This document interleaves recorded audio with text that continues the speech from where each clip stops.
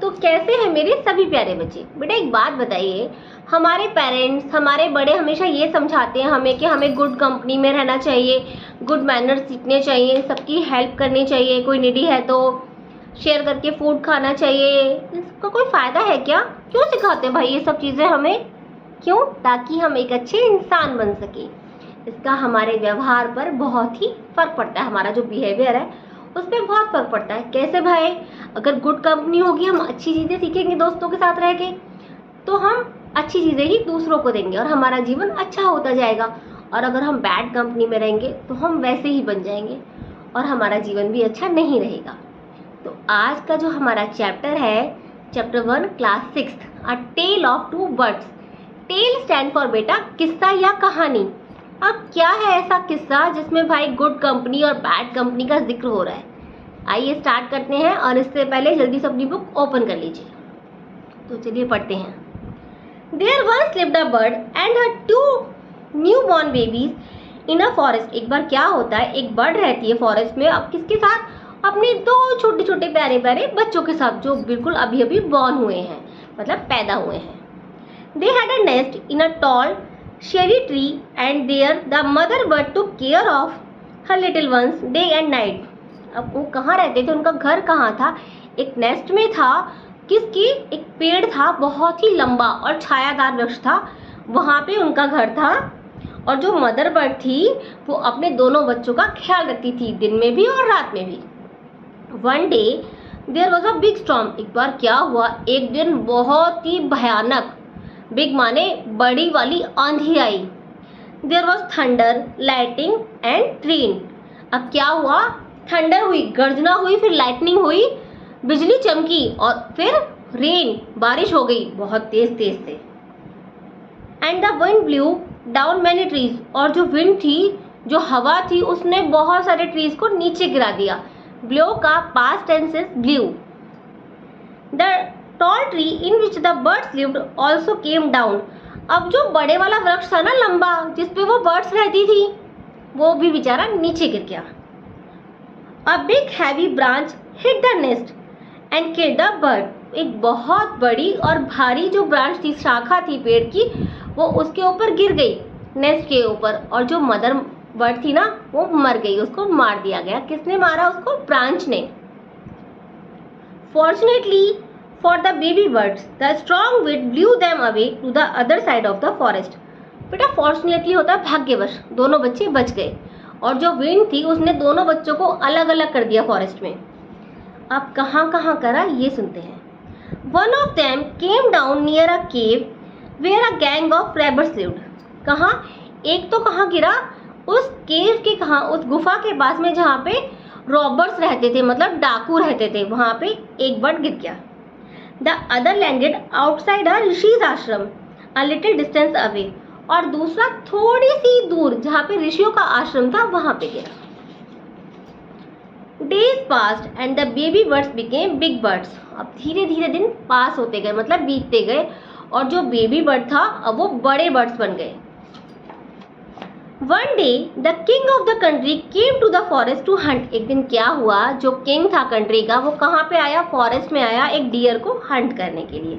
He saw a deer and rode after it। उसने एक dear को देखा, एक हिरन को देखा, और उसका उसने पीछा किया घोड़सवारी से, राइड का पास्ट टेंस रोड की, ठीक है। It can deep into the forest followed by the kings. अब वो तेज तेज भागा। It ran deep into the forest, मतलब वो फॉरेस्ट में बहुत ही तेज अंदर तक भागा। डीप माने गहराई में भाग गया, और किंग क्या था? वो उसको फॉलो कर रहा था, वो उसका पीछा कर रहा था। एज अ रिजल्ट जो किंग था वो भी डीपली फॉरेस्ट में चला गया, बहुत ही गहराई में। Soon the king lost his way and didn't know where he was। और जल्दी ही किंग ने अपना रास्ता खो दिया। लॉस्ट स्टैंड फॉर रास्ता खोना, भूल जाना। वो भूल गया कि उसका मार्ग कौन सा है, और अब उसे नहीं पता कि उसे कहाँ जाना है और कहाँ पर वो है। He rode on for a long time till he came to the other side of the forest। वो तब तक भागता रहा जब तक वो दूसरे किनारे पर नहीं पहुंच गया फॉरेस्ट के, ठीक है ना। Very tired by now. और अब वो बहुत थक चुका था। He got off his horse. अब वो नीचे उतरा अपने घोड़े से, and set down under a tree that stood near a cave.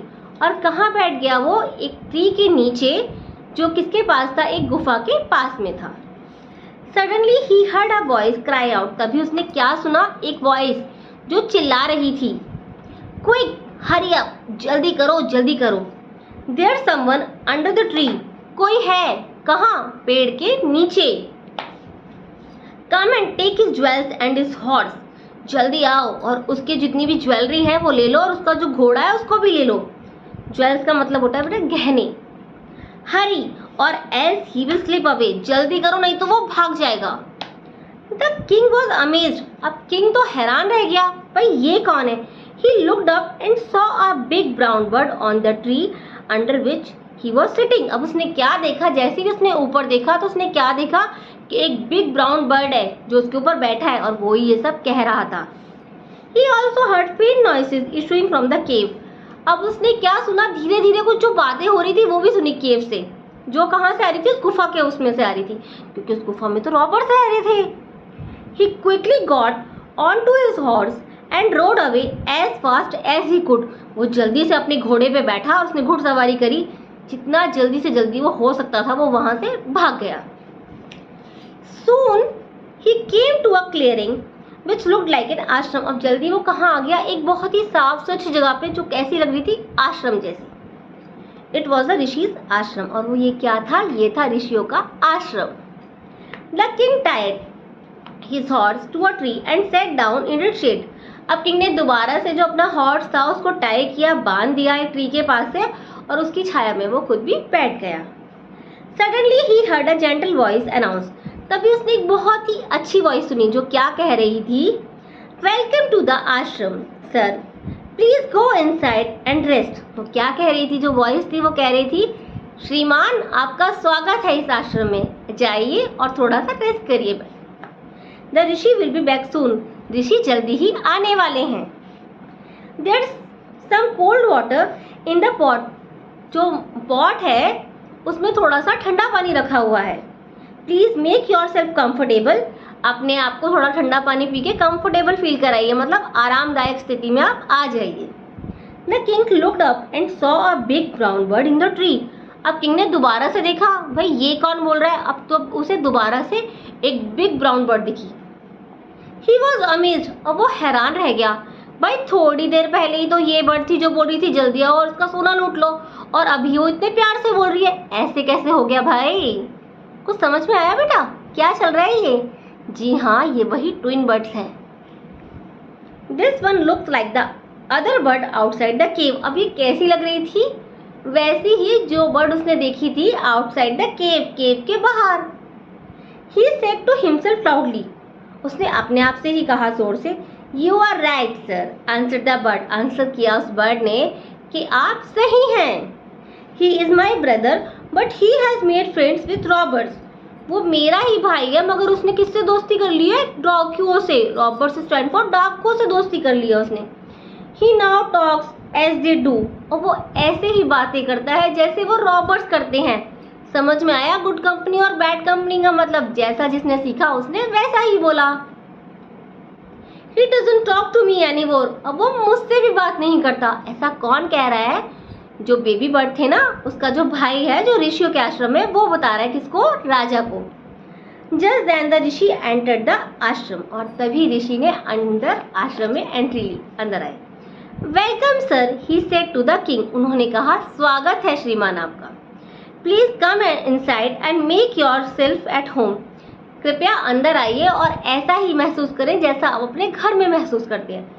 Make yourself at home मतलब ऐसा ही महसूस करना जैसा हम घर में महसूस कर रहे हैं। यू लुक टायर्ड, आप बहुत थके हुए दिखते हैं। रेस्ट फॉर अ वाइल, कुछ देर के लिए आराम कर लीजिए। Then you can share my food, और फिर आप मेरा फूड जो है, मेरा जो खाना है उसको शेयर कर लीजिए, मतलब खाइए मेरे साथ बैठ के। The king told the rishi the story of two birds and how each had behaved so differently though they looked so alike. अब ऋषि ने सारी स्टोरी बताई कि भाई ये दिखते तो एक जैसे हैं क्योंकि ये जुड़वा है, मगर क्योंकि ये अलग अलग जगह पे गिर गए थे और अलग अलग लोगों के साथ रहते हैं तो वो वैसे ही बिहेव करते हैं जैसे उनके साथ बिहेवियर होता है या जैसा वो सुनते हैं। The forest is full of surprises, he said, उसने कहा कि ये जो फॉरेस्ट है ना जिसमें बहुत सारी अजीब अजीब सी घटनाएं हैं।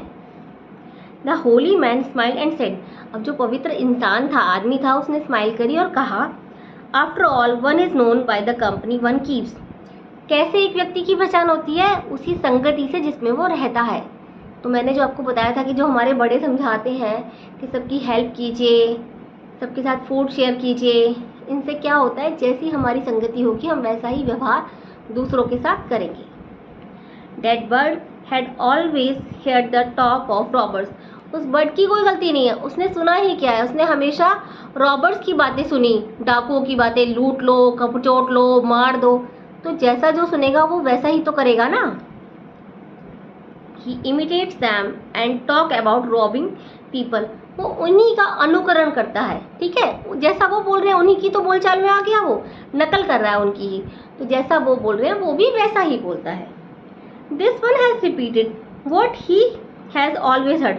अब ये क्या सुनता है या रिपीट करता है? जो ये सुनता है। अब ये ऋषियों के पास रहता है तो ये ऋषियों वाली अच्छी बातें सुनता है, वो ही बोलता है। ही वेलकम्स पीपल टू द आश्रम। ये हमेशा ही जितने भी कोई आदमी या इंसान आता है आश्रम में तो उनका स्वागत करता है ये। Now come inside and rest. आइए अंदर, अब थोड़ा सा रेस्ट कर लीजिए। किसने कहा? ऋषि ने राजा से। I will tell you more about this place. मैं आपको इस प्लेस के बारे में और बातें बताऊंगा, और ये जो दोनों बर्ड्स हैं इसके बारे में भी। तो ये थी हमारी story a tale of two birds.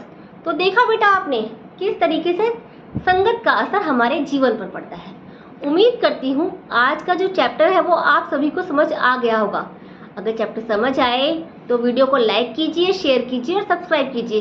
कल जल्दी एक नई वीडियो के साथ मिलूंगी, तब तक के लिए बाय।